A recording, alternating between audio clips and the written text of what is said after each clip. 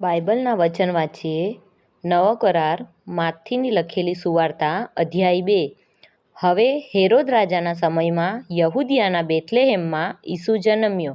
ત્યારે જુઓ, માગ્યોએ પૂર્વથી યરૂશાલેમમાં આવીને પૂછ્યું કે યહૂદીઓનો જે રાજા જન્મ્યો છે તે ક્યાં છે? કેમ કે પૂર્વમાં તેનો તારો જોઈને અમે તેનું ભજન કરવા આવ્યા છીએ. અને એ સાંભળીને હેરોદ રાજા ગભરાયો ને તેની સાથે આખું યરૂશાલેમ પણ ગભરાયું. પછી તેણે સર્વ મુખ્ય યાજકોને તથા લોકોના શાસ્ત્રીઓને એકઠા કરીને તેઓને પૂછ્યું કે ખ્રિસ્તનો જન્મ ક્યાં થવો જોઈએ.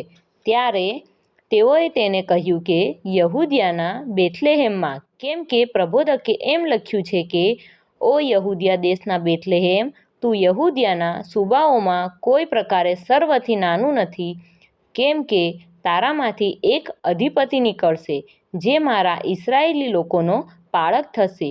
ત્યારે હેરોદે તે માગ્યોને ગુપ્તમાં બોલાવીને તારો કઈ વેળાએ દેખાયો તે વિશે તેઓ પાસેથી ચોકસાઈથી ખબર મેળવી. અને તેણે તેઓને બેથલેહેમમાં મોકલતા કહ્યું કે તમે જઈને તે બાળક સંબંધી સારી પેઠે શોધ કરો ને જડ્યા પછી મને ખબર આપો, એ માટે કે હું પણ આવીને તેનું ભજન કરું. ત્યારે તેઓ રાજાનું કહેવું સાંભળીને ગયા. ને જુઓ, જે તારો પૂર્વમાં તેઓએ દીઠો હતો તે તેઓની આગળ ચાલતો ગયો ને બાળક હતો તે ઠેકાણે ઉપર આવીને થંભ્યો. અને તેઓ તારાને જોઈને મહા આનંદથી હરખાયા.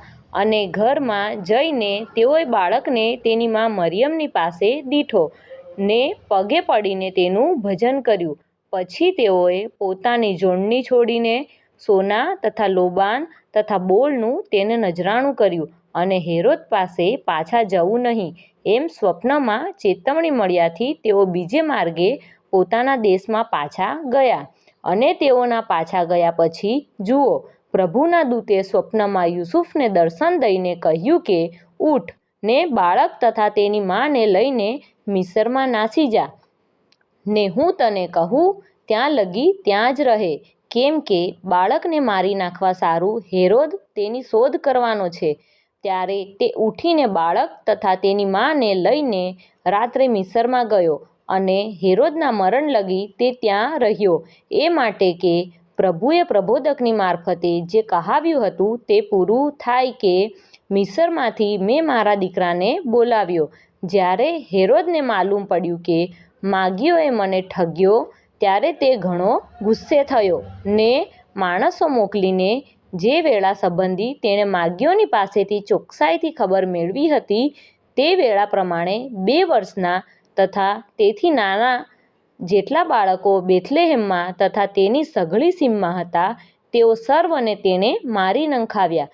ત્યારે યર્મિયા પ્રબોધકે જે કહ્યું હતું તે પૂરું થયું કે રડવાનો તથા મોટા વિલાપનો પોકાર રવમાં સંભળાયો.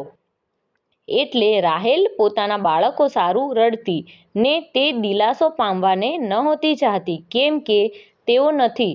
અને હેરોદના મરણ પછી જુઓ, પ્રભુના દૂતે મિસ્રમાં યુસુફને સ્વપ્નમાં દર્શન દઈને કહ્યું કે ઉઠ ને બાળક તથા તેની માને લઈને ઇઝરાયલ દેશમાં જા, કેમ કે બાળકનો જીવ લેવાની જેઓ શોધ કરતા હતા તેઓ મરી ગયા છે. ત્યારે તે ઉઠીને બાળક તથા તેની માને લઈને ઇસ્રાયેલ દેશમાં આવ્યો. પણ આર્ખિલાઉસ તેના બાપ હેરોદને ઠેકાણે યહૂદીયામાં રાજ કરે છે એ સાંભળીને તે ત્યાં જતા બીધો. તો પણ સ્વપ્નમાં ચેતવણી પામીને ગાલિલના પ્રાંત ભણી વળ્યો. અને તે નાઝારી કહેવાશે એવું પ્રબોધકોનું કહેલું પૂરું થાય તે માટે તે નાસરેત નામના નગરમાં જઈ અને રહ્યો. આમેન. ઈશ્વર તેમના વાંચેલા વચનોને સમજવા આશીષ આપે. આમેન.